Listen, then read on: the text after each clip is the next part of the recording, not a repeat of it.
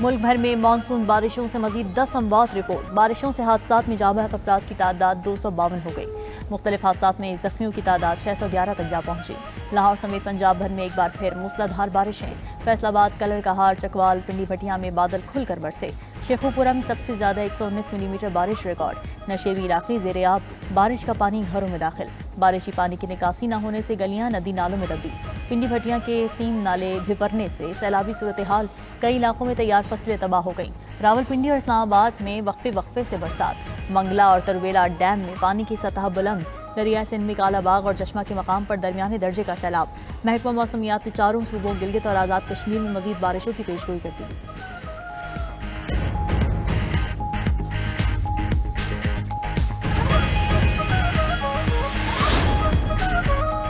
इस्लामाबाद में बगैर इजाज़त एहतजाज केस। इस्लामाबाद की मकामी अदालत ने PTI के 12 कारकुनान को 6 माह कैद की सजा सुना दी। ATC इस्लामाबाद ने 4 अक्टूबर को एहतजाज से मुताल्लिक़ मुकदमात पर समात। जज ताहिर अब्बास सिप्रा ने अपोजिशन लीडर उमर अयूब के काबिल ज़मानत वारंट गिरफ्तारी जारी कर दी है। अदालत का गैर हाजिर कारकुनान की ज़मानती मचल के जब्त करने का हुक्म। मुशीर इत्तलात KP बैरिस्टर सैफ का कहना है कि बानी PTI की रिहाई और तहरीक से पहले सजाएं दिलवाना PTI क़यादत और कारकुनान को दबाने की नाकाम कोशिश है।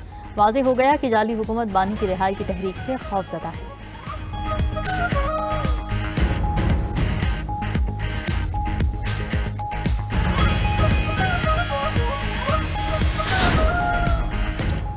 PTI रहनुमाओं के खिलाफ कार्रवाइयां हमें दबाने की कोशिश है। PTI के 2 MNAs और 1 सेनेटर को सजा हो चुकी है। हमारे तमाम पार्लियामेंटेरियंस पर तलवार लटक रही है। चेयरमैन PTI बैरिस्टर गौहर का कहना है कि ट्रायल आइन और कानून के तकाज़ों के मुताबिक होने चाहिए।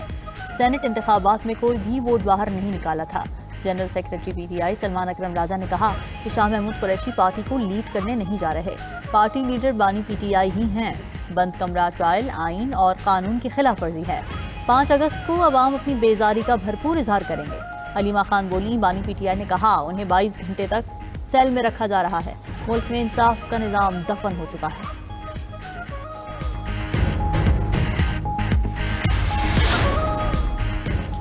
खैबर पख्तूनख्वा से मुंतखब 11 में से 8 अरकान ने सेनेट रुकनियत का हल्फ उठा लिया। चेयरमैन सेनेट यूसुफ रजा गिलानी की ज़ेर सदारत ऐवान बाला का इजलास। नूरुल्लाह कादरी, मिर्जा मोहम्मद आफरीदी, फैसल जावेद ने सेनेट रुकनियत का हल्फ उठाया। JUI के अताउल हक और दिलावर खान ने भी ऐवान बाला की रुकनियत का हल्फ उठाया। चेयरमैन सेनेट ने तलहा महमूद, रुबीना खालिद और नियाज अहमद से भी हल्फ लिया। मुराद सईद, आजम सवाती और रुबीना नाज ने अब तक हल्फ नहीं उठाया। नौमुंतखब सेनेटर्स ने रूल ऑफ मेंबर्स पर दस्तखत किए। PTI अरकान की नारेबाजी से ऐवान गूंजता रहा। चेयरमैन सेनेट ने हल्फ उठाने वाले सेनेटर्स को मुबारकबाद दी।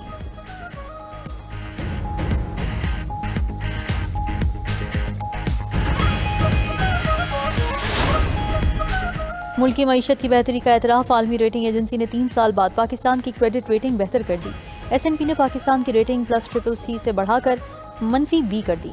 S&P के मुताबिक पाकिस्तान के माली हालात में बेहतरी आई है। हुकूमत के मुआशी इक़दामात मुस्बत समत में जा रहे हैं। ये बैनुल-अक़वामी एतमाद की बहाली का इशारा है। जुलाई 2022 के बाद पहली बार पाकिस्तान को दोबारा -B रेटिंग मिली है। S&P ने पाकिस्तान की मुआशी आउटलुक को भी मुस्तहकम करार दिया। वज़ीर-ए-आज़म शहबाज शरीफ का पाकिस्तान की क्रेडिट रेटिंग के दर्जे में बेहतरी पर इजहार इत्मीनान।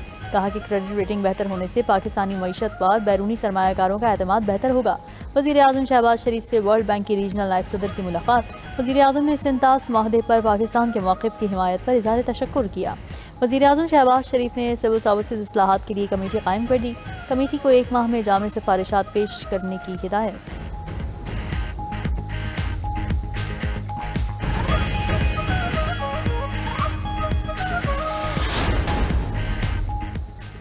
सदर PTI चौधरी परवेज़ इलाही की साबिक़ गवर्नर पंजाब मियाँ अजहर की रिहाइश गाह आमद। PTI रहनुमा हम्माद अजहर से उनके वालिद के इंतकाल पर इजहार ताज़ियत किया। इस मौके पर गुफ्तगू करते हुए चौधरी परवेज़ इलाही ने कहा कि मियाँ अजहर से 30 साल तवील सियासी रफ़ाक़त रही। उनकी मुल्क व कौम के लिए खिदमात को कभी फरामोश नहीं किया जा सकता। चौधरी परवेज़ इलाही ने मियाँ अजहर की मग़फ़िरत और बुलंद दरजात के लिए दुआ की।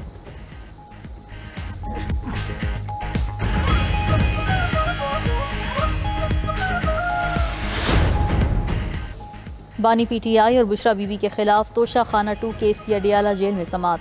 बानी PTI और बुशरा बीबी को जेल से कमरा अदालत में पेश किया गया। इस्तग़ासा के मजीद एक गवाह शफ़क़त महमूद पर जराह मुकम्मल। मुक़दमे में मजमूई तौर पर 9 गवाहान पर जराह मुकम्मल हो चुकी है। मुक़दमे की समात कल फिर होगी।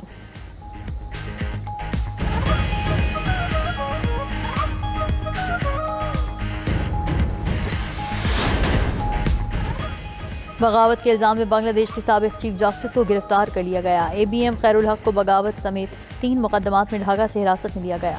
खैरुल हक 2010 से 2011 तक मुल्क के 19वें चीफ जस्टिस थे। उन्होंने 2011 में निगरान हुकूमत के निज़ाम को गैर आइनी करार दिया था। उन पर इल्ज़ाम है कि उन्होंने फैसले में जालसाजी और करप्शन की। उन पर मुकदमात शेख हसीना वाजिद की हुकूमत ख़त्म किए जाने के बाद कायम किए गए।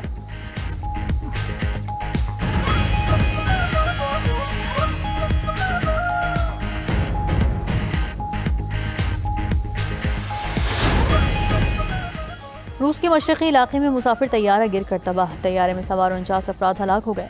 हलाक होने वालों में 5 बच्चे और ख़वातीन भी शामिल। खबर एजेंसी के मुताबिक तैयारा चीन की सरहद के करीब वाक़े इलाके उमूर के शहर टंडा की तरफ जा रहा था। गवर्नर वासिली ऑर्लोव के मुताबिक तैयारा लैंडिंग के दौरान रेडार से गायब हुआ था।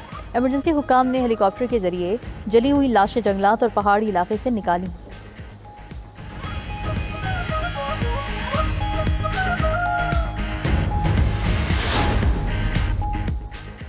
इजराइल हमास जंग बंदी मुज़ाकिरात खतरे में पड़ गए। अमरीका का दोहा से अपनी मुज़ाकिराती टीम वापस बुलाने का ऐलान।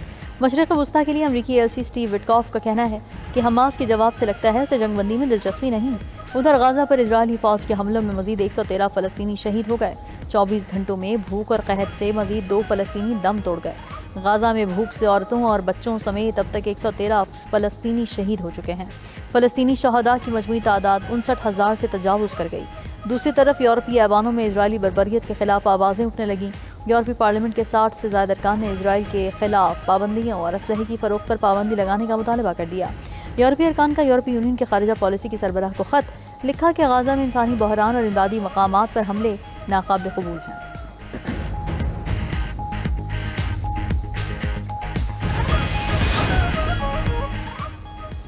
थाईलैंड और कंबोडिया के दरमियान जंग छिड़ गई। थाईलैंड का कंबोडिया की अहम तंसीबात पर फ़ज़ाई हमला। थाई वजारत सेहत के मुताबिक कंबोडिया के हमले में एक फ़ौजी समेत 11 शहरी हलाक हुए। मुतनाज़ा सरहदी इलाके में फ़ौजी तैनाती बढ़ा दी गई। दोनों ममालिक ने अपने सिफारती अमले को वतन वापस तलब कर लिया।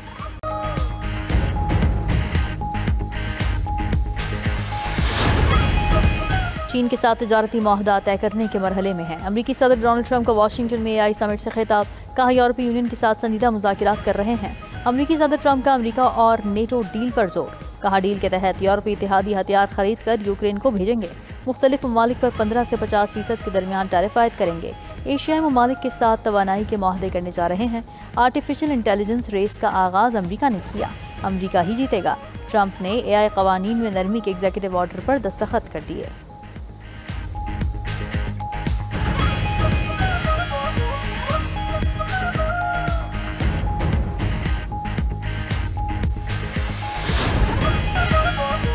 और रेसलिंग की दुनिया का सबसे बड़ा सितारा बुझ गया। लेजेंड रेसलर हल्क होगन 71 बरस की उम्र में चल बसे। मशहूर रेसलर का इंतकाल फ्लोरिडा में दिल के दौरे के बायस हुआ। हल्क होगन का असल नाम टेरी जीन बोलिया था। होगन ने अपने करियर में बड़े बड़े रेसलर्स की धूल चढ़ाई। उन्होंने रेसलिंग मुकाबलों में कई चैंपियनशिप्स जीत रखी थी।